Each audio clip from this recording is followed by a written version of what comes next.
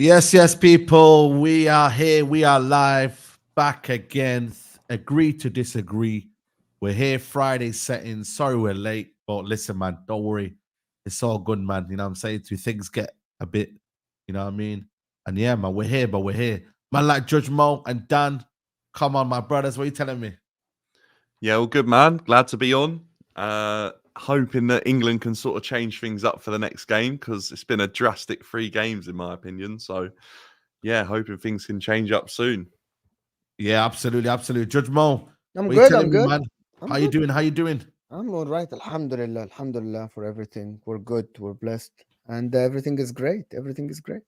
Yeah, Yeah. man. Yeah, man. We should have Dan Potts here any minute as well, man. So we get his kind of opinion on the whole situation with Saka and Rice. I don't know. Listen, Paul Scholes here. If you know about Paul Scholes, he's been a troll his whole life, man. You know what I mean? He's a funny guy, man. Paul Scholes. So I wouldn't take anything that he says seriously, especially when he says it on social media. So anything that Paul Scholes says, yeah, I generally would take it with a pinch of salt. Big up Dan Potts in the building. Yeah, what you Like, saying? You good boys? yeah, man, I'm good, bro. How are you, man? How are you, man? Yeah, good. Thanks, man. Yeah, sorry, a bit late. But it's all Nah, good. don't worry, man. Don't worry, man. We got Paul Scholes' comment here. You know what's finding funny as well is the fact that he does it in this kind of fashion as well. But the first comment he says, making me piss these arsehole legends trying to get Saka in at left back because they're afraid he's gonna be left out for Palmer. And then he says, keep hearing it drop Bellingham back next to Rice, piss right off. And then he goes, Mainu will make you play. Foden and Bellingham will win you games. Think forward and take less touches, please. Deck. Laters. Wow, man, it's crazy. This is an England legend. This is a Man United legend. But yeah, man. Obviously, how do you feel? Dan Potts, you're the Arsenal fan here, but I can't lie. It's a funny one. It's a funny one, man. Paul Scholes is he's coming for your players, man. It's mad. He is, man. It's not Southgate. It's all Rice and Saka. They're crap. That's the reason we're not winning the Euros. Southgate's brilliant. It's all Arsenal's fault again. So yeah, everyone come for Arsenal players, man. That's the way it is. I'm used to it now. Foden's been world class in an England shirt. Kane, never seen Kane playing so well in my life for England. Looks absolutely rapid, so good. I think Bellingham, you can see why he's up for the Ballon d'Or. Look what he's doing in an England shirt. Absolutely superb. But Saka and Rice, they've been shocking. But drop them both. I don't get it. They seem to be wanting to come for Arsenal players. I don't think Declan Rice has been amazing. I don't think Saka's been amazing. They certainly haven't been any worse than what the other players have been, though. That's for sure. I thought in the first game, Saka had him on toast.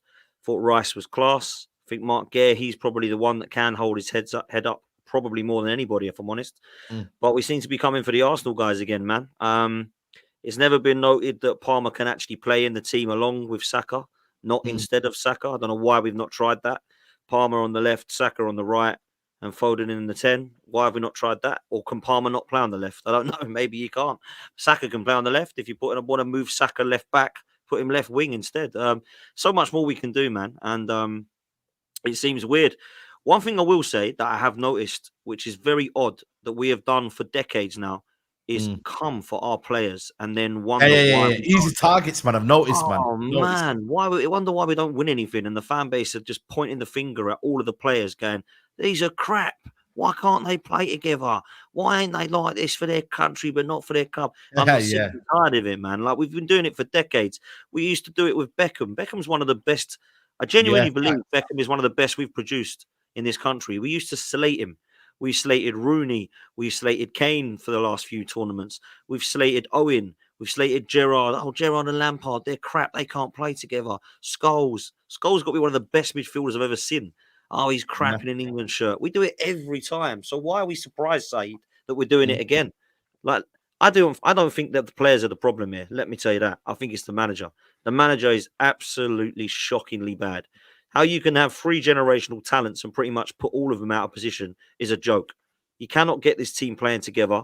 The best right back in the league, in my opinion, was Trent last year. Oh, but he can't defend. So what? Doesn't matter that he can't defend, because that's what Stones and Rice do, right? So you allow and say, this guy can't defend, so me, John Stones, and me, Declan Rice, we have to be on our game and be aware that this guy has to be going forward because it's the only positives in his game. And if we're asking him to defend, we're in trouble. So we have to do that for him and make sure that we allow him to go forward. Foden is definitely a 10, but he's not playing him as a 10. Jude Bellingham can play deeper alongside Rice, but he's not playing him there. Trippier got to be one of the worst decisions to put him at left back when he has not got a left foot. And the clown comes out and says, but he gives us width. The guy gives us no width. He's got a right foot, not a left foot. He never overlaps. He can't cross the ball in with his left. Has to cut back in all the time on his right. So this guy's getting everything wrong, but everyone's coming for the players. Saka and Rice. Nah, man, sorry, I like Scholes, but he's got this way wrong, man. Don't be coming for these players. Come and have a word with Southgate. That's what I'll be saying. You know what's mad, yeah? And by the way, Saka's come out and basically spoken to BBC 5 Sport. He says, Bukayo's told BBC 5 Live Sport that putting me out of position at left back is not the solution for England, but it's in Gareth Southgate's hands, and we all have to trust what he selects on the day. So, I mean, he's kind of almost saying, you know what, I don't want to play there. Judge Mom, but not happy. Listen, I actually think for this thing, I'm not in English and I don't support the Premier League team, but I think the players are shoehorned. Yeah, everyone is shoehorned into. You can tell the balance isn't right. Look at Spain team. Look at Germany. Everyone's Nico Williams left wing playing left wing. You know what I mean? Playing right wing. Go on, Mo. My point about this is that the balance is not there. There is nobody in the midfield to basically, Declan Rice is not the 6 that actually can progress the ball. He's very good in the short passes. That's true. Short passes. What I mean by short passes, he can get the ball from the defense, playing it to the next guy. But that next guy, which is sometimes is Odegaard, which had to drop deep when Havertz started at the beginning of the season, is not that. When Thomas Partey came into the picture, the reason why I'm taking Arsenal, because Declan Rice played both positions, played the 8, played the 6. Yeah. When he played the 6, Odegaard had to drop deep, take the ball from his feet. You know what I mean? Short passes. Declan Rice used to do the 5-10-yard passes, short. Now they don't have that. They have Conor Gallagher and they have Bellingham. Bellingham is not the best guy in terms of creativity or passing or that. Bellingham is someone who is gonna be next to the forward, score a couple of goals, be the physical aspect in the game. Kobe Mainoo has to start or Wharton, whatever you prefer. I don't care, to be honest. My thing about this is that this Phil Foden notion and Bukayo Saka has to play. I disagree. I think both have to be dropped, in my opinion. Both have to be dropped just for competition purposes. I think both are comfortable. Bukayo Saka, I actually think, I'm going to ask you all a question first. Do you think Bukayo Saka played well? Yes or no? I think he's played well in the first half and then kind of drifted away second half, similar to what England. I don't think he's had a bad tournament, Saka. I don't think he's like, certain players. To this level he plays at Arsenal. No, of course not. But then has anyone in this England team? Let's be honest. Okay. I don't think anyone's had a good tournament, bar Gehi. No. I'm going to say, and people Eze for me has been the best player. People think I have an agenda against Saka. I think one of the only players that shouldn't have excuses to perform better than this is Bukayo Saka. John Stones as well. The reason why, Bukayo Saka plays right winger, touchline winger, plays that for Arsenal. Right? He has a right back behind him that more defensive than offensive. Ben White. What's his name? Kyle Walker. More defensive than offensive. And even though Kyle Walker makes some overlaps. He doesn't have Odegaard. But does that mean he shouldn't be playing well? Just because of your creative 8 or a creative 10 is not next to you, does that mean you don't play well? No. Bukayo Saka in the first game, when he was isolated with the fullback, that one of the strongest center backs, for the first game, Serbia, he tore him apart. But then what happens after this? He couldn't get the best out of his man. He was isolated sometimes. He couldn't do it.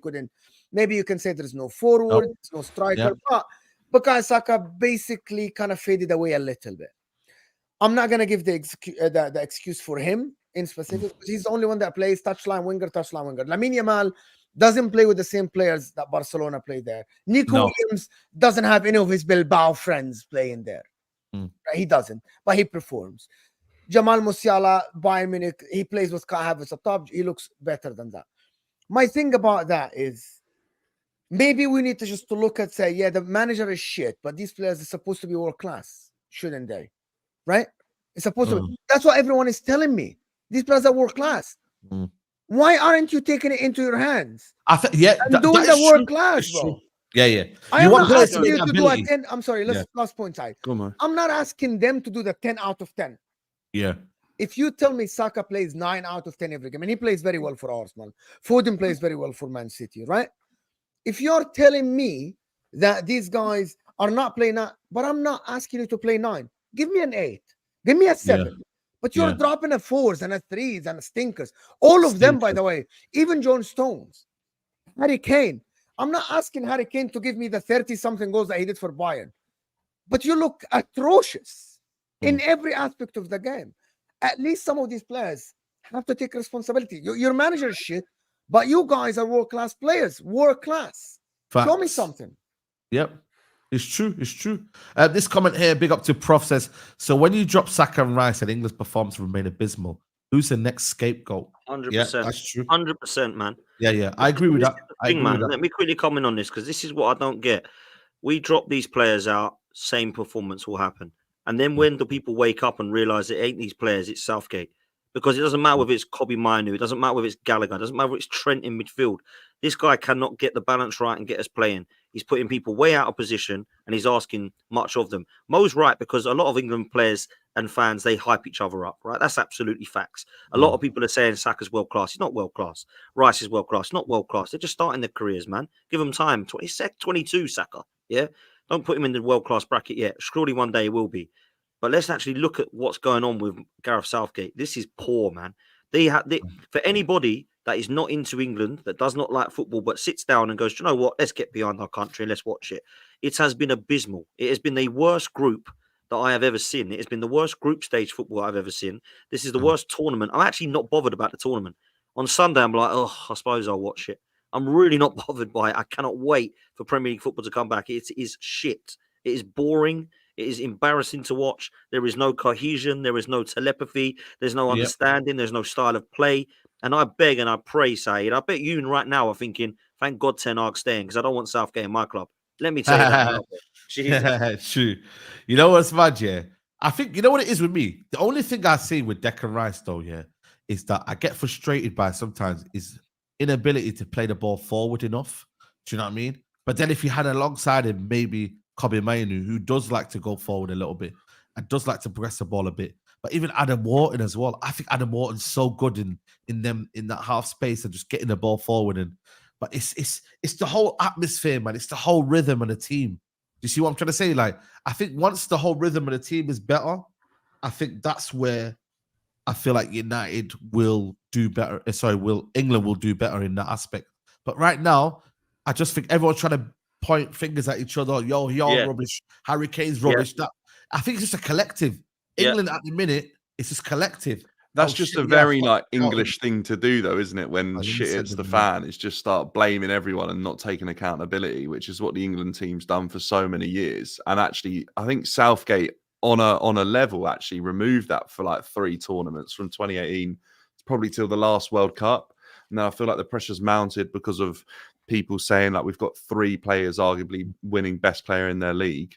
The pressure's probably on him the most it's been. But for me, the real issue has been the fact that I feel like we're a team that are absolutely stuck in between 2 different styles of football. One that absolutely worked for Southgate the last 3 tournaments where we've been pretty good, albeit he probably hasn't done enough to beat enough teams who are in the top sort of 10 feet in FIFA rankings. But then now he's moving to this other sort of style of football that he wants. And it's like we haven't done that well enough. We're not coached well enough to do that. But he's moved far enough away from what's done well for us in other tournaments that we're sort of stuck in this limbo and we look awful because players are literally coming out saying they don't know exactly what they're being instructed to do. When I feel like the last few tournaments under Southgate, the message has been a lot clearer. And I genuinely think what you were saying there, all 3 of you, about Mainu or that player next to Declan Rice in terms of how we've progressed the ball in England sides, is what Southgate was alluding to when he says we've not been able to replace a Calvin Phillips. I think what he was probably saying is the profile of player that Calvin Phillips was and what he offered to Declan Rice's game, we've struggled to replace. I think that's what he was probably alluding to. But obviously the way he said it, it's been taken well out of context. He's not really helped himself there in how he's tried to get his point across. I also think we're missing the likes of people like Jordan Henderson. I think they're huge people in Harry Maguire, in and around the squad, in and around the camp. And I feel like this camp looks so negative when they come out to the pitch. They don't look like they want to be there. I don't think they're enjoying themselves on this tour. And I feel like even someone like Jordan Henderson, his qualities on a football pitch, this England side is lacking so massively this tournament. Jordan Henderson's a shouter. He's a leader. I'm not seeing that on the pitch now. And when we're looking to our captain to do something, this is the worst he's ever looked in an England squad. He looks so unfit. Yeah, it's woeful, isn't it? And to be honest, I'm genuinely quite concerned for this game coming up. People are saying, "Oh, Italy or Switzerland will be the issue." We've had an issue in all three of our group games. This will be an issue as well. I agree, and I think as well, people looking at Rice and Saka as the issue need to just look further afield as well, because they are not the two that are stinking out the place. There is a lot more worse than them. I would say. I think they've all stunk out the gaff, Dan. Yeah, I genuinely do. Honestly, I think Gehi has played to his consistent level that he's probably had all season, and people are saying he's a world beater at centre back. So I mean, when he's the best player, there's a problem because he's that's the newbie. What I'm saying, right? He's just been consistent. He's the one who should be being everyone. And it's not like he hasn't made a mistake as well. It weren't. It was what, last game before, gave the ball away, like had to quickly recover. Fair enough, he did. But honestly, you're bang on, Dan. Like if he's the player that people are highlighting as the best player in this England setup, when people were questioning whether or not he was even good enough to go, there's a massive issue here. And I think the harmony is the fact that Saka's come out and said, "Oh, it's in Southgate's hands. If I play out of position, that tells me everything isn't right." People are questioning now, and the players are now doing it publicly, saying they don't know what to do. It's a massive problem, and Southgate's lost the dressing room, in my opinion. Yeah, 100%. Yeah, and I think like with the. I understand what people are meaning in terms of Declan Rice. Some of his performances haven't been great, to be honest, but I don't think it's just been him. But when people are saying, I don't really like that Rice isn't going forward, Rice is not supposed to be going forward in this game, right? Yeah. Rice is the 6 in this team. Yes, in the 8 in the system at Arsenal, he was. Are you telling me that, Rice needs to see him go forward more because the players in front of him are rubbish? They don't really go forward. What? Foden, Bellingham, Saka, Palmer, Kane, they don't go forward. Come on, man. Rice openly said he's sacrificed his own game for the benefit of those players going forward, because those players are the ones we should be looking at going forward, not bloody Declan Rice. And also, what people need to remember about Declan Rice's game is what he lacks for in terms of ball progression himself, moving the ball as passing. Ball winning is best. He makes up in terms of his ball carrying. He's an exceptional carrier of the ball over very long distances of the pitch, and people forget that. And he isn't able to do that in this England side because of the likes of Bellingham, because of the likes of Trippier, who aren't supporting Declan Rice on that left-hand side enough. If Declan Rice vacates his position, Trippier's not doing enough on the left-hand side to support him in terms of the left-hand side going forward as well with Foden, that he's disappearing inside to the pitch, and Trippier's obviously not offering enough there as well. Yeah. Southgate's picked a completely unbalanced squad, and he's now basically, I was going to say reaping the rewards, but it's the complete opposite. Damaging the team. Yeah, well, I don't know what to say, but it's the repercussions of his decisions, isn't it? That's what it is. Consequences of his choices. That's what's Luke Shaw doing here, by the way? Can someone explain? He's just on holiday. He's hanging out. He's hanging out with Saka, man. It's his best mate. Anyway, enough of one of the people that didn't get it enough, like, to be honest, is Harry Kane. I actually think Harry Kane should get the most criticism out of this team. He looks England sometimes play with 10 players. The reason why they play with 10, because no one is asking him to drop deep in terms of like, what are you adding to the team when you drop deep and touch the ball with Declan Rice? Nobody wants you there. And when the ball is played to him, it doesn't stick. He doesn't do anything. He loses the ball all the time. I actually think like he should be dropped as well. That's not going to happen, but I think he should be dropped. Never. But he should be dropped. Yeah. But if you drop him and stick with this system, then you can't even look to Watkins. You have to look to Ivan Toney. Yeah. And then Ivan Toney's Watkins not given in the 18, smack crosses and just. But the way we're playing at this moment in time isn't beneficial to Watkins's game. If we open up, if we start to become what we've been in previous tournaments, where we've absolutely dominated the transition defensively and offensively, then I think there's room for Watkins to absolutely excel. I really do, because we've had such strong runners in previous tournaments where they've been exceptional, right? Rashford, Sterling's, Foden, Jack Grealish's. We can keep going. There's been a lot of players there that have thrived. Even like a Mason Mount's done well for this England team at times. Right? I don't know what that way you're playing is. What is the way you play? The way we're playing right now is a poorly coached technical style of football. That's what we're trying to do. We're going away from what this England squad's been so good at, which has been obviously technical football, but we've allowed our physicality and natural blessing. Like, that's where I feel like we've been really good in the previous few seasons. Now, facts, 100%. Season two. Let's move quickly on to Chelsea, man, because last week, Dan, you weren't here, but me, Dan, and Mo weren't here, and we'll talk about the scattergun approach and etc. But I mean, what is going on at Chelsea? Basically, Dewsbury-Hall. So understand, swap deal between Leicester City and Brighton for Dewsbury-Hall is set to collapse. Despite medical being booked, the deal is currently off after Chelsea call yesterday evening. Wow. Dewsbury-Hall waiting for Chelsea. CFC want to include players in the deal. And these players are Dacho Fafana and Cassidy. Dewsbury-Hall waiting for Chelsea. Swap deal, move to Brighton has collapsed. And bro, I just don't know, man. What is going on? Do you even need him? Like, Dan, do you even need Dewsbury-Hall? So I completely agree with you in terms of our scattergun approach. Like, we touched on it so much last week. Sorry, I was just typing then because I felt Day Kim said something that was spot on about England. But yeah, I just think this one is quite interesting to me because everyone told me that like Chelsea don't want a coach having any involvement in transfers and blah, blah, blah. But do you think they were going after Dewsbury-Hall before they hired Maresca? No. So all this tells me is Maresca's walked into the building and said, I want Dewsbury-Hall, by the way. And they've gone, all right. So they've backed him now. And then he's got an involvement in recruitment. So what's going on? Like, Chelsea's a mess. We're either getting a manager who doesn't want involvement, but also, by the way, they didn't want to back Pochettino. So what's he done differently to what Maresca's done in like, I don't even know if Maresca's walked through the door, by the way. It's probably just like over the phone. So I just think it's an absolute mess. But in terms of Dewsbury-Hall and what he offers as a player, he's absolutely been superb in Maresca's system. Oh, he has. We're talking about a guy who got nearly 30 GA in 40 games or something, I think. He's a quality player. I rate him, but I'm like, I get it, yeah. That means Caicedo, Enzo Fernandez. Are they like a given that they're starting? Nah, I don't think they are. And I said this on a TikTok yesterday. I basically just said, like, as well, Conor Gallagher's obviously gone if Dewsbury-Hall comes. Yeah, I get that. And then you've got the likes of, let's start like at the bottom of the squad, Chukwuemeka's, Andre Santos on loan, who like Donald bang on about all the time. Yeah. Your Cassidays, all these type of players now, they get knocked down another level. So they're wanting a loan deal.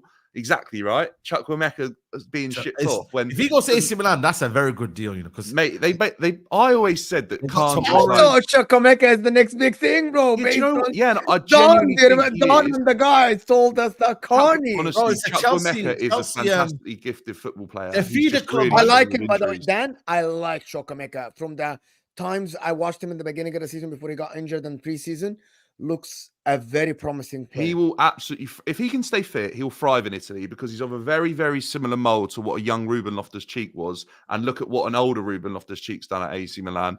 Carney will be absolutely fine over there. He lost 5 to Inter. I don't think Chelsea to Inter.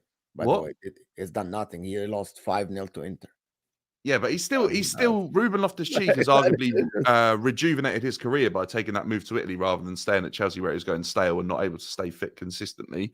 I think a lot of players have moved to Italy and actually been able to maintain their fitness that they couldn't at Chelsea. A lot of players left Chelsea and maintained their fitness actually. But I just think that Dewsbury-Hall arguably suits Maresca's system. And like Sai was saying, someone like an Enzo or a Caicedo or a Lavia, they're going to be missing out because of this signing. Like, how good is Dewsbury-Hall when we're talking about £100 million assets missing out? But he might be good, but how are Bowley and that going to be happy about it? No, he's better. But here's what I don't understand about this signing, right?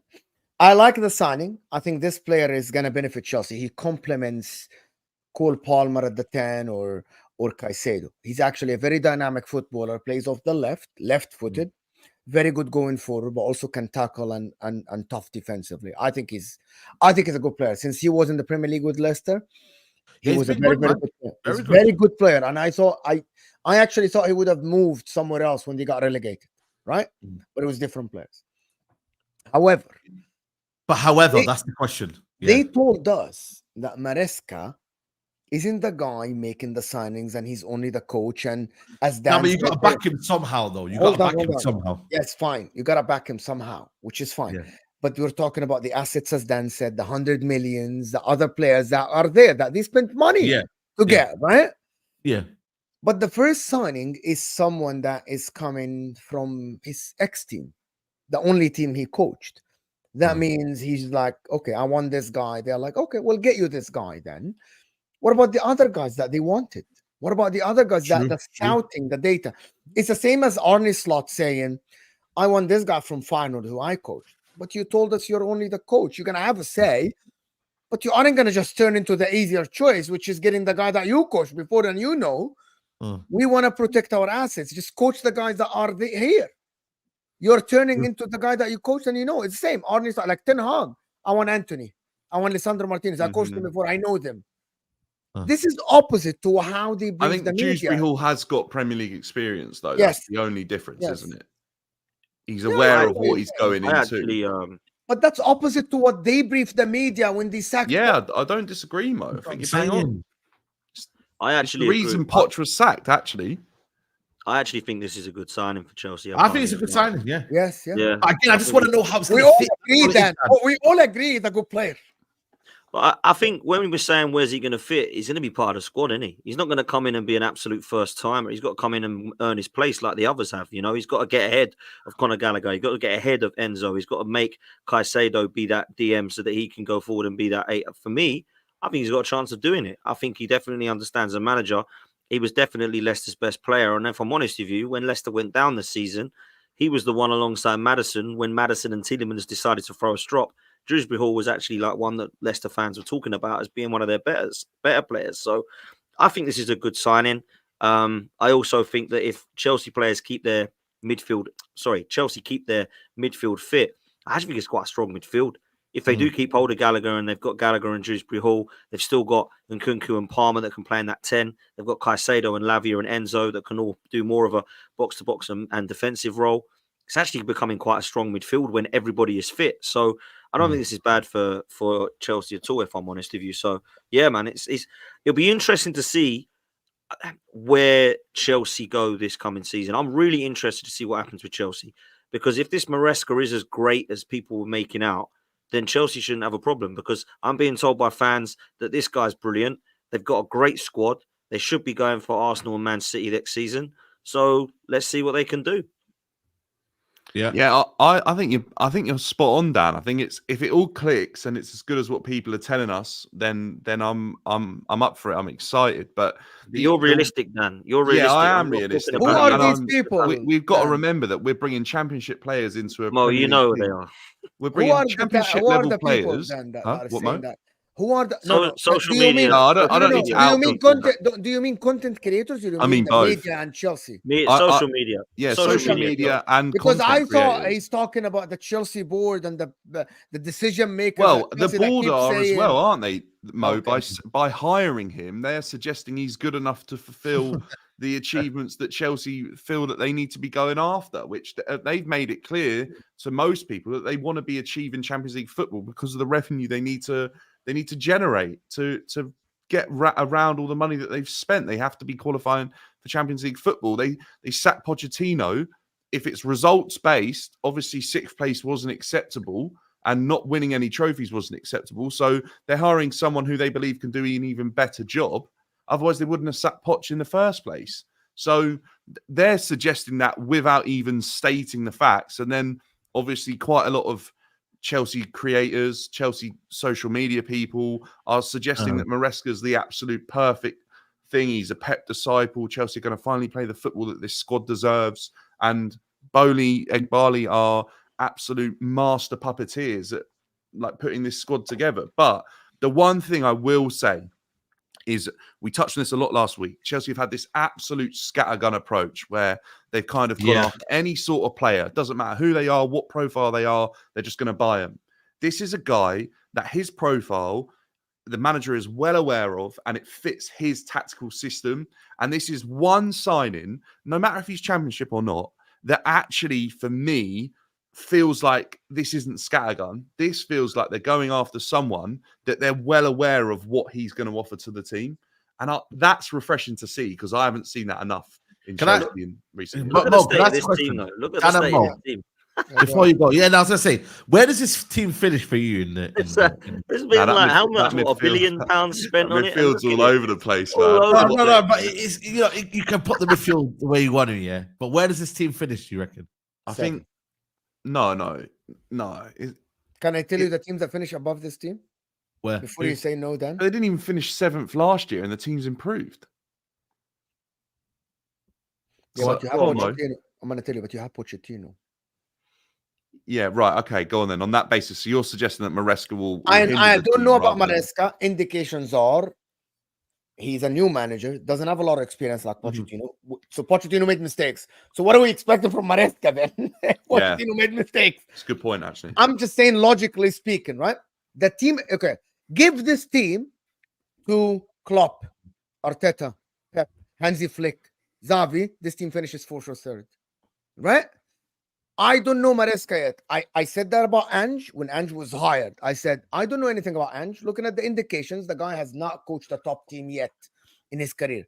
I'll be more surprised, and I said that yesterday to Shez. I said, I'll be more surprised, logically speaking, if Maresca got it right from the first season than not.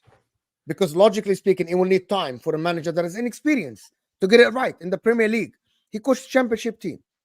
I think Newcastle, Aston Villa, Spurs, Liverpool, Arsenal, Man City. Because of Maresca. Change Maresca to someone proven, I'll change my opinion. Yeah, I agree. So he needs to prove me wrong, not the other way around. Why would people, Chelsea fans and the social media, want us to give Maresca the benefit of the doubt? Based on what? Based on he coached in the championship? This is, you want me to trust your board that got Graham Potter wrong, that didn't agree with Poch, that got some players wrong, that doing flip for profit stuff. You want me to? I think Maresca's an unknown, right? I thought when you get Olise, that offset that. If you're going to get Osihmen, my offset that. Do you get my point here? If you get these caliber of players, it will offset Maresca a little bit. I thought you'll finish 4th. I agree, Mo. I think the transfer window is absolutely key for Chelsea. Like if you put that team up, Said, they add a goalkeeper like say Diogo Costa or somebody like that from Porto. They add a centre half that gets that Badia shield. I mean, that centre half pairing is a joke, really, isn't it? Let's be honest. Tosin ain't good enough, is it? Come on, Costin and Colwell. I mean, that is not. You bought him. He's on high wages. Fofana's better. I would say, at this moment in time, Trev starts over Tosin. There you go. In midfield, they need a creative midfielder, in my opinion. Maybe that's Dewsbury-Hall. Maybe they pay Palmer. Lavia to come as well. Don't forget Lavia as well. They definitely need a striker because Jackson is awful, man. Like in front of goal, he's terrible. You might better play him off the wing. They got that Barcelona kid, man. They won the kid. They won the kid. This is the one we say he's not bad, right, Mo? And I get what you're saying. He ain't bad, right? I gave him a hell of a lot of stick, and his stats actually ain't bad, right? But I've seen what Chelsea are we talking about here? Are we talking about the Chelsea when I was growing up when they were shit? Or are we talking about Drogba's or Diego Costa's? No, we're talking about Chelsea last season. Chelsea of now. Chelsea right, so the Chelsea of now, if they stay where they are, the Chelsea of now keep him. Growing up better than now. Keep him then. Do you know what I mean? Keep him then. If it's the Chelsea of now, Jackson's the level you've got, cool. But my standards as a Chelsea fan would be, let's get better than this guy. Let's go. Dan, even when you were growing up, we had better strikers than Jackson. I agree with you, Dan. I don't know. I'm trying to think. I don't want to get the wrong era here, but we can go as far back as like Kerry Dixon, Zola. If we're going that era, we had way better strikers since like '95. Our strikers have been absolutely clear of any. All I get, Dan, whenever I get this, I'm not saying it's Mo does this, but all I get is, well, Jackson's good. Keep him then. Cool. If that's your number nine, great. I think he's an understudy. I think he's an understudy. But I think he can get them 15 goals at least, or maybe closer to 20. I'm just not. The issue. How many goals he scored last season? Yeah, but Mo, I think the issue is that it's the type of goals that Jackson scored. How many of them were in the game where we absolutely needed Jackson and could back him and could trust him to convert that chance and win you a game? I think that's the issue, isn't it? I'd rather a striker get me 10 goals, 5 goals in a season, but win me though all 5, 10 of those games. I think that's where people forget. Like they talk about Drogba and they look at Drogba's stats and they go, "Oh, Drogba had only 2 seasons where he got over 20 goals." Blah blah blah. My camera's on one today, but what I'm saying is that Drogba would win all 10 of those games. That's 30 points by playing absolutely exceptional if he scored 10 goals in a season. And that's what people are forgetting. Jackson wasn't, albeit I'm not going to say he wasn't winning any games for Chelsea, but he didn't win too many games for Chelsea.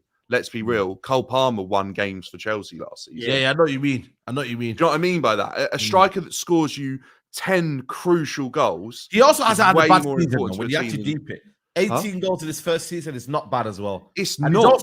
He's also giving you more than just goals as well. He's linking up play. Yeah, that actually is the stronger things to his game side. If I'm being completely honest, his hold-up play on the ball, I've been really impressed. After he had a shocking AFCON, by the way, like barely played, wasn't even favoured for Senegal. He came back. In front of goal, he's awful, man. Yeah, I agree. And I think that's the issue, Dan, isn't it? Is that you could never back him to score you the chances that you need him to, even if he gets 15 goals. And I think that's what Mo's saying, is that he's probably good enough to just get you by, but you could never rely on him. You know, if he's playing Conference League football, though, it's probably worth having because you probably get the goals you need in the Conference League. Big Up Blaze says, disagree. CFC have always said they want possession players, and Dewsbury-Hall fits what they have been going for. It's not like they're going to sign Ndidi just for Maresca. You know what? I think for me, Maresca, the thing that will define Maresca is getting all them group of players and making them happy. And I know player power has got involved, but player power always ends up winning. Let's be honest now. We're in modern football now. Players, if they're not happy, they'll go to the owner. The owner will say, well, hold on a minute. We could get rid of the manager. We can't get rid of the players. You know what I mean? Not all of them. So he has to get everyone on side. He has to get everyone ready. That midfield balance is going to be key. Everyone's going to be talking about what's their best midfield? What's their best midfield? Is it Lavia? Is it this? So they have to control all of that. But Dewsbury-Hall, and again, Conor Gallagher, I don't think Conor Gallagher wants to leave. I think he wants to stay. You know, was he not captain while Reece James was out? You know, so I think for me, he wants to stay. Keep him in the squad. Like, what's wrong with that? I think if you're Conor, I think just numbers, Dan, is the issue, isn't it? If you sign Dewsbury-Hall, there's just far too many numbers to keep everyone happy. Yeah, like we're talking about like 9 midfielders that probably play similar roles. I think that's the issue, isn't it? If you look at that midfield, I don't think too many of the profiles are that drastically different from one another, and I don't think many of them are over 6 foot. And also, you have to Murillo from. Hold on, you only have 5 midfielders. Go on. Okay, hold on, Dan. 5, just 5. No, more. They have Chukwuemeka. Hold on, Cassidy. See. Now you're counting the flip for profit players. No, you have to count them though. They're part of the. No, I don't count them. I count 5 midfielders only. No, Mo. Enzo, let me not name them then. Go on, but you have to count. Enzo Lavia, Gallagher. Wait, Lavia didn't even play last season. You're better off counting Chukwuemeka. You know, we know that Lavia's coming in not to be right. Is he? Because I heard he was on the hospital bed still. But go on. Yeah, but we know that Lavia's coming in for Chelsea, not as an asset to be sold. Cassidy, they're already including Cassidy in the deal. Already. Which, like, all I'm saying is that they still haven't been sold. They want me to count these players as first team. Okay, you coach football. You know what I mean? That first teamer. Yeah. And you know what that term means? A first teamer is someone coming in to be a first teamer. I doubt that Cassidy and Chukwuemeka are first teamers, full on. Like they are part of like, yeah, we'll have you on, unless, you know what, we see a better deal that we can use you with. Lavia will not be used for a deal. Caicedo will not be used for a deal. Enzo will not be used for a deal. Gallagher will not be used for a deal. Gallagher will be full on, we want 50 million for you. Gallagher will not be included in, let me get Dewsbury-Hall and you get Gallagher. That's not going to happen. That's what I call a first teamer. You are actually going on next season. You have 4 midfielders: Lavia, Enzo, Caicedo, and Conor Gallagher. Add in Dewsbury-Hall, you only have 5. Chukwuemeka is going to go on loan. Cassidy isn't going to get a minute at Chelsea. I like Ogochukwu. Well, I that's like another him. one. That's Oh yeah, I sick. forgot about him. We're talking. We're honestly, But we're I talking like- about but I- nine. We got I Andre doubt that Santos coming Chelsea- back. We're talking about 9 centre midfielders Do you before want anyone the departs. reality I then? swear I If you forgot wanna- about him. I if you swear wanna be down. Jesus, tight. I serious, do this I all the forgot If time. you about want to him, be bro. serious, the likes of Ogochukwu, the likes of Cassidy, they need to be moved on or put on the reserves. Yeah, but Right. hear me out on this, right? And I'm not And suggesting, that's by why the way. Chelsea are a mess, because you bought all these players and you got all these youngsters, and at the end, they aren't first teamers. They are just names on FootMob. They aren't actual. Ogochukwu until last year didn't have a picture on Google. They just didn't. Nobody knew who this guy is, Yeah. other than Can I- just the scouts. You know this super chat here. Big up NBA highs all the time, bro. Big up to you. Goes even after Mark Gui, Chelsea are in the market for another striker. They want to bring a right-footed winger and also a left back. Left back, are they not all right over there? Well, they want to sell Chilwell and- Chilwell. They want to sell Chilwell. I think probably the idea would be to move someone like Chilwell on. The issue is though is that Cucurella has suddenly started performing when I think the board were pretty much out on him this time last season. I mean, Yeah, he was remember, being linked with yeah. the deadline day loan to USI, Yeah. and then obviously he's kind of resurrected his career. Is now the best time to try and move Cucurella on, because this is the best and highest amount of money we might be able to generate since he's been at the club. Yeah, but Yeah. if you sell Cucurella, you lose money on him. You And do, but it the goes issue is, negative on your PSR. yeah, but I think it's better to be like -20 than -70 or whatever he is. Yeah, that's true. You know what I that's mean? true. All right. You know what? I think for me, and then also the right-footed winger. I don't know who you're going for there, mate. Right-footed Oh, winger. honestly, like they'll be looking at players obviously, because I think on the left-hand side, I think you could argue that Sterling and probably Mudryk have been underwhelming, haven't they? And Kunku Bro, probably looks Mudryk. okay. Oh, Like it's just that's bro, what I mean. I swear down, man. That Mudryk So- guy is one of the. He's Is that great. similar to Anthony? He's great. I thought he has a lot of talent, and he's gonna take Chelsea to the next level. I think he's been Somerville, given- yeah, Somerville. That's the one, man. Somerville. Trust me. You know what I Well, mean? we're going after championship players, so why not? It would- Saeed, are you taking the piss? You're joking, right? What? Somerville. Somerville's not bad. Okay, here is the problem, Saeed. Now you're moving like you're talking about a Crystal Palace level or a Wolves level. If Bro, they Chelsea want finished to move, sixth last season. And they finished 11th season before okay, that. okay. They're in the conference league. They're not as if they're aspiring to be Hello. champions right now. Somerville is not a Would bad you side. would you be all right going after championship players for Man United? It depends on bro. The championship got good talent. Look at Adam Wharton. There's some bro. You're disrespecting the championship. You know. I am. The championship- I am No, I'm telling you disrespecting now, the guys, yeah. championship. Yes, The championship I am. has got ballers in that team. I'd rather I go know, championship I know than they Eredivisie do. this year. I know. You would rather go championship than their division. Yeah, I would. 100%. I would seriously. Oh my god. I would rather go to the Nah, I championship. think too many And players Eredivisie. haven't been able to. Are you adapt going from Saeed? To be honest with Eredivisie. you, a second division player need to take a step to a mid-table club before going to one of the top At clubs. least say Robertson's come from there, from Liverpool. No, Bro, this is you're gonna this is like crazy. championship This scrubs, man. English thing is crazy. No, it's not. It's not. No, this English thing is crazy. Bro, man, are you mad? I- Championship got some ballers, you know. You got some, Watch it. oh my I'm god. telling you now. Look at the kid from Leeds, the Leeds kid. Have you watched Archie him? Gray. Gray. Archie Gray. Archie Gray should not be playing for a top club now. 19 years old. Bro, Go he's to a mid-table talented, club. man. Maybe I have different. If Inter got the best player of the second division, I'll be mad and fuming. Because Okay, I hold no, my you fucking wouldn't. heart Because 2 out. seasons ago, that was Gyökeres, and he scored like 50 goals. Yeah, look at Like, that. you wouldn't. Oh know. yes, The you championship see is what not happened. as bad You as see what what is you're happening. suggesting. He went to Sporting. Jude Bellingham Lisbon left the first. championship and went straight to Borussia Dortmund in the So Champions League. Now he's at they Real go- Madrid. They go Yeah. outside first as youngsters, and then they come to top. You guys want to do that for your clubs? Be my guest. No, I'm not saying do it. I but I'm am just not saying, gonna sit here and see that the best player in the championship deserves to go to Arsenal, Man United, Chelsea, or Man City. bro. No, it's up I to swear you. down, bro. I think It's more up to clubs you. need to be going in the championship to Oh market my in there. I'm God. telling you now. There's Oh. some good talent in there, man. I think Oh my god, that championship you players. are a safer bet buying in the Championship than you are from the Eredivisie. I just Trust think me, you man. are. You know what it is? It's exciting names, isn't it? That's the problem in now, you know. We're always looking at the exciting name. This player's a baller because he's called this player, but bro, like when you actually deep it, like you've got some. Ollie Like, Adam Watkins, Morton is by the way, proven example. Ollie of, Watkins, Ivan Ollie Toney, Watkins, they've Ivan all done it Toney. in the Championship, and then they've gone on to the next level in the Premier League with ease. By the way, not struggled. Okay, a few you could argue. Someone like Dan James struggled to make the difference, didn't he? Struggled to make the step up, but that's one out of a lot of players. Even like a Will Hughes was like coming through at Derby. It's been happening for years, Dan, because the best backline I saw in my time was David Seaman from QPR, Lee Dixon and Steve Bold from Stoke, and Nigel Winterburn from Wimbledon. So people can sit there and say that you don't need to get these.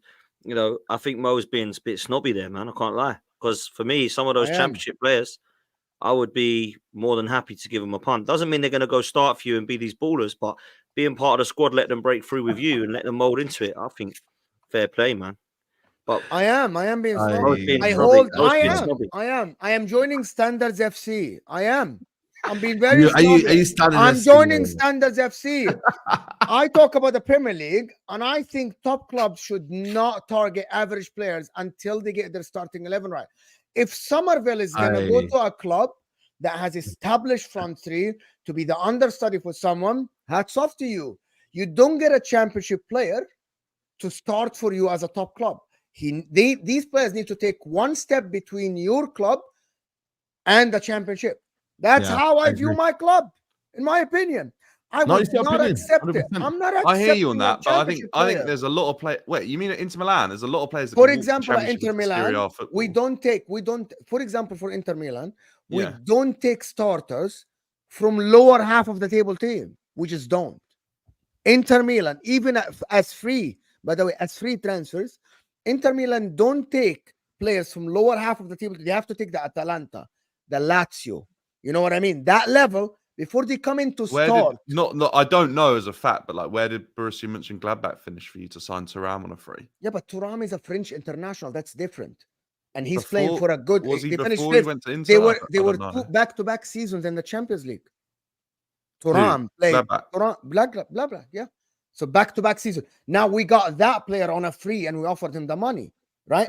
When this guy, Albanian guy, you know, the guy that plays for Albania, Aslani, he was in the lower half of the table team. We got him to be the understudy. Like he was the third choice midfielder in his position. And until this moment, he hasn't been there. Dude.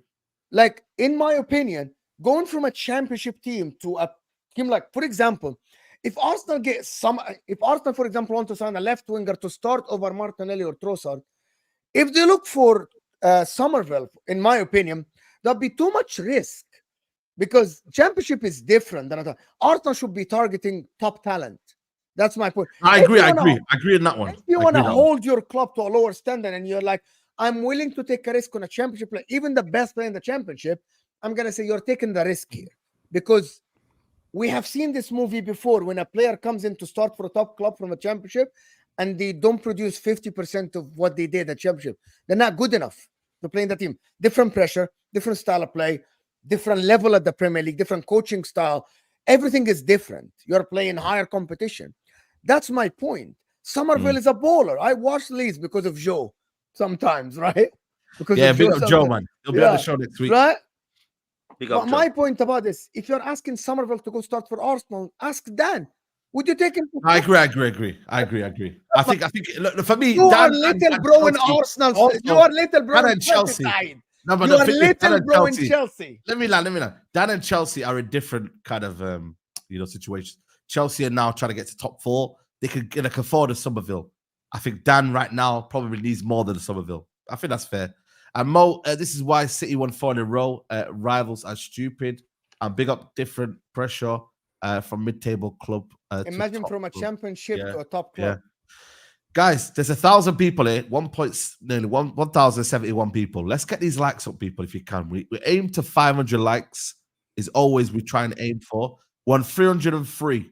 So please, guys, we've got 200 likes more to get to the 500 likes target. See if you can do that. The poll right now, 200 people have voted in the poll.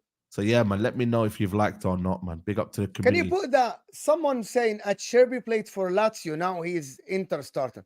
He played for Lazio, not a team in the second division, my friend. Lazio, they were 4th and they went to Champions League back to back. Yeah, my God, yeah. people are just you don't get it. What's going on with Dan? What's going on with the Osihmen situation, man? Apparently, you guys are after him. What we saying, man? What we saying? Yeah, it's died down a little bit now, if I'm honest, from what I can Yeah. see. I think the links to Arsenal and a striker are heading towards Gyökeres more than Osihmen at the moment. I think Victor Gyökeres, they're trying to do what they can financially to agree something. But there was a lot of rumours that Osihmen and Arsenal were close as well, like you've heard Saeed. So I think it's clear we're going to get a striker. The links at the moment are those two 1 minute. players. I don't think that Osihmen. They've said, haven't they, Napoli?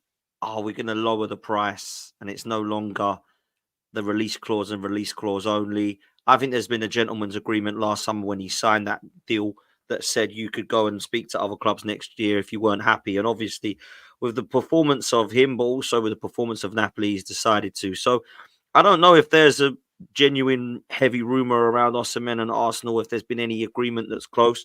But from things that I'm reading and people I'm speaking to our end, Victor Gyökeres is the guy. It's kind of the two Victors, isn't it? Victor Osihmen or Victor Gyökeres. Which Victor are we going to get? I would be excited by both of them. I think they're both good players. I think Gyökeres is actually one that people are overlooking. Not that I watch the Portuguese league every week, Saeed, but I'm quite impressed by the last couple of seasons he's had. One of them being in England, one of them being in Portugal. Sometimes it's not easy to take that form over to a different league, but he's absolutely smashed it out there. He's been very, very good. And it would excite me, actually. I think it's the type of player that Mikel Arteta and Edu want. I think they like his attributes in terms of his stature and his presence. I think he's a bit of a man mountain. He's very good with his feet, knows where the goal is. He's got that kind of tenacity and was able to have the physical pressure of the Championship, which people laugh at, but actually it's quite a competitive league and it's definitely physical. So I think he's got quite a lot of attributes that I'd like to see in the Premier League, and I think he'd do well. Whether he's going to take Arsenal to a title or not, I'm not so sure. But if I had to put money on it, the only one that really could would be Alexander Isak, and doesn't look like he's the one that's going to be. He's not going anywhere, mate. No, that would be the perfect one. The perfect he'd be one. Perfect for Arsenal. He'd be absolutely perfect for Arsenal for me. Isak would just be an absolute. That would be that would probably give us the best chance of winning the title. But it looks like it's either going to be Gyökeres or what's the name, Victor Osihmen. Bro, where did this come from? Who made this out that Eddie Nketiah is going for? Oh yeah. Like, who made it I up? don't know where that comes from, man. But they're saying 50 million. I mean, let's be real. Come on. Be lucky to get half of that, man. Jesus. Like, let's just be real. Like, the guy is not good enough. Like, I'm sure he'll go and do well at Palace or Wolves or something, but he's not going to take anyone to that level. 50 million pounds is a joke, man. Like, I can understand us saying we want 50 million. We ain't going to get 50 million, are we? Like, let's be real. Like, if Wolves want him or Palace want him or Fulham want him, they're probably going to start with around 18 million or something like that, and then rise to potentially 20 with add-ons or something like that if we're lucky. So I think we just got to be more realistic about that. Same with Reece Nelson as well. There's rumours that Palace are interested now they've sold Elise. That would be a really good business, I think, for all parties involved. So Reece Nelson, I can see for 15 million. Potentially maximum. I don't think we're going to get much for him. We just got to be really realistic about it. And people that are expecting us to get 50 million for Eddie and 30 million for Nelson and 60 million for Smith Rowe really need to give their heads a wobble, man. Honestly, I feel like only Chelsea are doing that with players that are bang average. Do you know what I mean? Like, we got 33 million for Lewis Hall that played like 10 games. Yeah, I know. That's true, But they had potential, though. What is Eddie Nketiah's potential? That's the problem. That is true. They cash in when it's like evident. Like, hot, imagine if you'd sold Eddie like after he'd banged that hat trick. Like, you would have probably got a lot of money for him. You know what I mean? To be fair, we actually have really, really, really, and I mean really bad. We are really bad at selling players. Like, we are terrible. Do you know in the top 10 ever Arsenal sales, Mark Overmars and Anelka are in it. Still, we sold them in 2000, 24 years ago. Oxlade-Chamberlain, Joe Willock, and Iwobi, I think, are in the top 5. It's so bad. Like, honestly, it's bad. And we've had so many howlers over the years where we could have actually sold players for decent money but didn't bother. I think Barcelona and PSG were offering a ridiculous amount of money for Guendouzi when he first burst onto the scene. And we ended up selling him for Marseille for about 8 million. Like, what did you sell, like, even like a Gnabry for? Do you know what I mean? Exactly. Nabry's got to be one that we look at and really, really think, well, what happened there? Even than like Maitland-Niles went for nothing. Wolves Yeah. offered 25 million about 3 years That's ago. true. That is true, you know. You know what I'm saying? Like, we need Yeah, to be it's cleverer true. with this, man. Like Balogun, Even- fair play. yeah. Someone in the chat's reminded me of Balogun. That was a good move. But then other than that, like, let's be real. The other one is Kieran Gibbs. West Brom said, we'll pay you 14 million. We said no. And we sold him to West Brom for 7 the following year. Like, what is going? It's just been so bad, man. So It how really much? How much did you make out of like Nasri and Fabregas as well? And like, were they not sold for huge fees?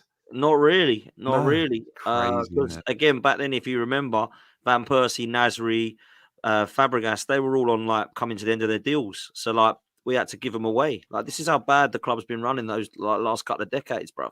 You look at like a Van Persie went for 24 million. That is one of the best ever signings for Man United. Surely Bro, that was it's an nice. absolute Do you know steal. why Arsenal sell bad then? Do you know why you sell so bad? Go on. Your PR for the bench players are so shit. That's good. That's a good point. But then again, you Yeah. have to be honest, though, Mo. You know, can't but just say that's not the case. they're Did you rubbish. see They're good at when Mason Mount was sold to Man United, English player, Champions League winner Mason Mount, Chelsea value him, blah blah blah. Kai Havertz the same.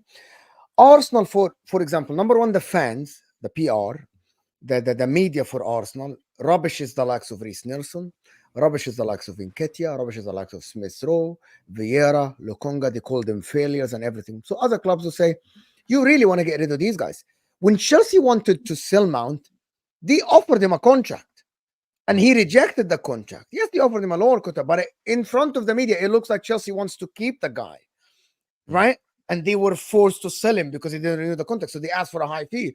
Arsenal publicly, everyone knows that Arteta doesn't rate Nketiah and doesn't rate Reece Nelson because he doesn't play them. No. He doesn't even give them minutes. So why would the club come and overpay for these guys? The difference is Pep Guardiola. When he sold Ferran Torres, for example, they did one Ferran Torres, right? But he was able to get the best out of Ferran Torres in some games. So people looked at Ferran Torres and like, that's a good asset. I want to get Barcelona I want to get this guy. I'm going to pay over the price that Man City paid for him when he joined from Valencia or Villarreal. I can't remember. That's the difference between Arsenal and Man City. Man City can sell a bench player for more money than what they sold him for. Arsenal can't. PR is shit for the bench price. PR is great for the starters, for the likes of Saka, Rice, Saliba, Gabriel, you know. I'm going to tell you now, they really destroyed Zinchenko's PR. Destroyed Zinchenko. Zinchenko's going to be sold for peanuts. Man. Burn him, man. Yeah, but they're going to sell the guy for peanuts.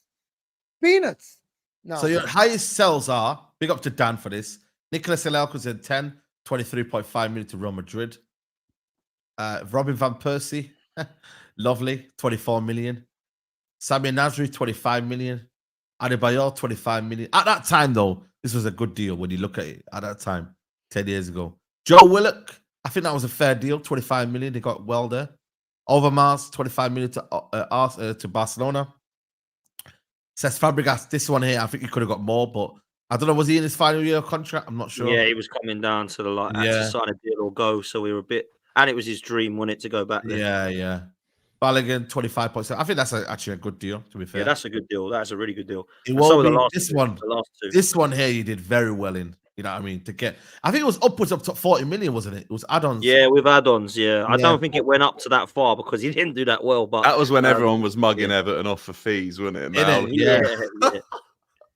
Now, this one was quite seen as big one. Do you know what I mean? I know his careers fell off. Yeah, that actually was. I was really gutted at the time, but that actually was a good deal. Like he didn't really. I know he went on to win stuff at Liverpool, but he wasn't like. That's the biggest sign. Back up for loan this summer, isn't he? They reckon he could come back. Wow, really? Premier League, yeah.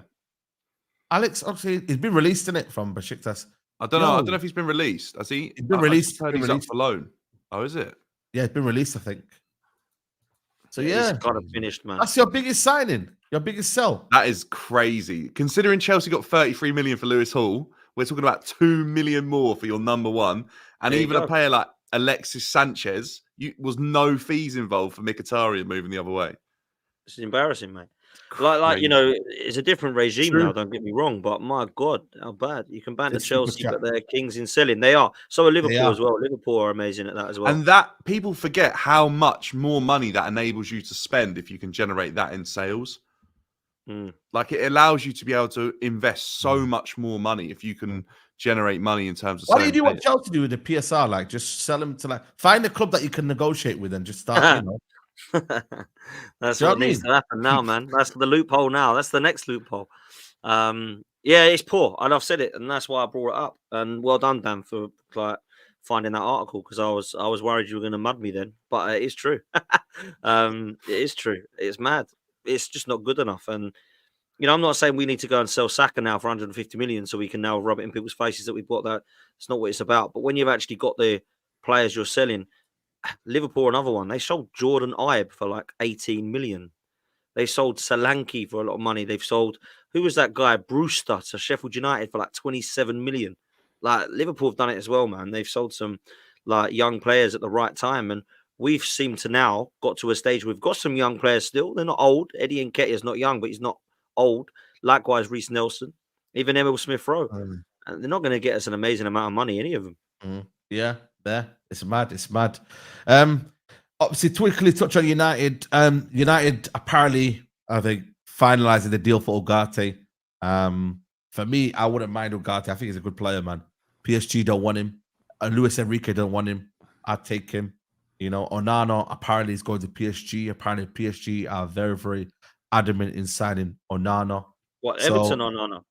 Everton Onana, yeah. Oh, okay. Yeah. There was a source yesterday from PSG saying that they want to buy him, but I don't mind him. I watched him yesterday against Bolivia. Decent performance. It is Bolivia though, but I think he's a good player, man. I mean, you know what it is with me? I think last year was a very difficult year. You can't, with Luis Enrique, he likes certain sixes. He likes certain players in his team, and he didn't fit the system. So you know what I mean. You can't say he's a bad player because he don't fit the system of Luis Enrique. I think he's got qualities, so I wouldn't mind him. I don't know if you know much about him. Ugarte. Well, he was linked with Chelsea heavily. We nearly got it done last season. Yeah, obviously got snatched to PSG last I minute. like the signing a lot. Yeah. He complements Bruno and Meno to the T.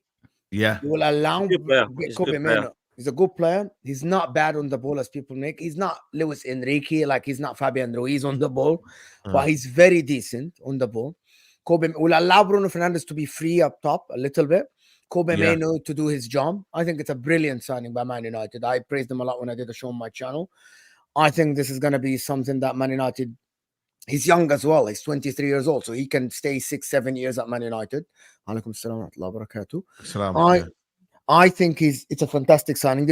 I think you're not paying more than 35 million or some kind of thing like that for this guy. It's a brilliant signing, actually. People say, you're taking PSG reject. I thought it was I didn't think at all like the PSG reject. He just didn't match the profile. That he's really good against us as well. A couple of years ago for Sporting Lisbon, I think he's great, bro. He's really good against us, man. Really good. So yeah, man. Very strong, by the way. Physically, he is very strong. By the way, I think he suits Man United. I think he allows everyone around him to play their football. He has legs underneath him, and he can run. I think it's a good signing for Man United. It's a very good signing. Liverpool would need an Ugarte in their team, to be honest. I don't know why Liverpool are not all over this deal for some reason. Yeah, I don't know. Liverpool, I don't know what Liverpool are going after, man. They're so very, very quiet. They don't really reveal much, do they? The data, and everyone is obsessed with the data now and the studies and the scouting reports of Michael Edwards. I don't know. This deal, Liverpool should be all over this. He completes the midfield as well for Liverpool, but they aren't after him. Only Man United. Have you watched much of him for Uruguay as he played? Because he's been playing. He's been good, man. I do watch Copa America, to be honest. Saeed is Uruguay's #1 fan. Bro, I'm telling you now, Uruguay is a team. And that Nunez brother is a funny striker, man. I'm telling you, man. But they play so good, man. You got De La Ruz in midfield. Bielsa, isn't it? Is it Bielsa? Bielsa, man. Yeah, that's why. That's why I would have, I mean? Joe would have been in the chat, but Bielsa football is amazing, man. I swear down, man. It's amazing football. It's so fluid. It's so it's just, bro, it's zipping, man. You know what I mean? But I don't know. He's chilling now, man. He just wants to play, you know, international football and do that. So I don't know. You know what I'm saying? So we'll see. We'll see. But guys, we're gonna wrap up here. It's been a good show, man. It's been a very, very good show. Still 1,000 people here. We're gonna redirect to Dan Potts, who's gonna carry on the conversation over there. Cheers, So yeah, make sure you lot tune in. But guys, get us to 500 likes, guys. We're not asking for a lot. We're just asking for the bare minimum on everyone's channel, even on Mo's channel, even on Dan Potts. The bare minimum we should have is 500 likes. We're 368. By the time everyone shouts out their channels, I want to see 500 likes. Because this is the only time I'm streaming today. You know what I mean? I'm going to Birmingham. I'm going to chill in Birmingham for the night. So yeah, man, you lot, hit the like button. Dan, CFC Dan, let them know where they can find you. Yeah, BDB Dan on all the socials, TikTok pretty much every day for a live. So jump on over there and listen if you want to chat about football. But pleasure having me on side. Good to chat. Never take you as a TikToker, but fine. Yeah. I need to be more consistent on TikTok, man. It's just, bro, it's just like I feel like you're either a YouTuber or you're a TikToker, man. I don't know. Do you reckon, who's done both? I'm not a TikToker. No, I started TikTok when it came out. I thought, you know what? I need to get back on it, really. But I do as well. I need to get back on it. I can't do TikTok from here in America, so yeah, it's one of them, man. You know what I mean? You got to focus on both. But yeah, big up to you. Make sure you follow him on there. Mo, where you live, man? When's your Rivals Rumble, man? What's going on? Anything tonight? It was yesterday, not today. We did the Rational League today. It's an opposite show. Yeah, Rational. Yeah, the Rational League was today. No, nothing tonight. To be honest, I'm just taking the day off. I'm taking my wife out and stuff. And yeah, man, come on. Friday evening, you know, falling out. Yeah, come on, big up to you, man. Yeah. Come on, man, big up. And Dan Potts, good to see you back, man. Let them know. You're gonna tell them the news now, or you're gonna keep it for the stream? No, I'll keep it for the stream. Yeah, it's not really news, to be fair, but you know, it's last day at work for me today, so full time doing this now. That is it. So big up. Everyone, round of applause, man. Come on, man. Yes. It's a big thing. Honestly, Dan, good luck to you, because when I did it, it was a big thing for me. So good luck, bro, and you're gonna smash it, man. Thank you, man. No, I appreciate that, man. Thank you so much, man. And yeah, stay tuned. You head over to myself. There's a few other. I've got Don on with me as well, so that'll be fun. Don and Dan together. Oh my God! Don will be telling everybody that, you know, it's that Chelsea are back and all this stuff. So it'll be fun to watch. So yeah, it'll be a good show, man. Roms, Don, Martin, and then Mo and Dan. So yeah, it could be good. Big up. Last super chat before I wrap up. If you are relying on Rice to build up play from deep, then your team is in big trouble. And Jude is your box crash number 10. Lord have mercy. Big up to GG Madrid, Professor, Masum, Blaze, NBA High. Big up to English talent, Kingsley. Big up everyone who's super chat. Big up everyone who liked the video. I'll see you lot tomorrow for the watch along for the Euros. We're out. Hey.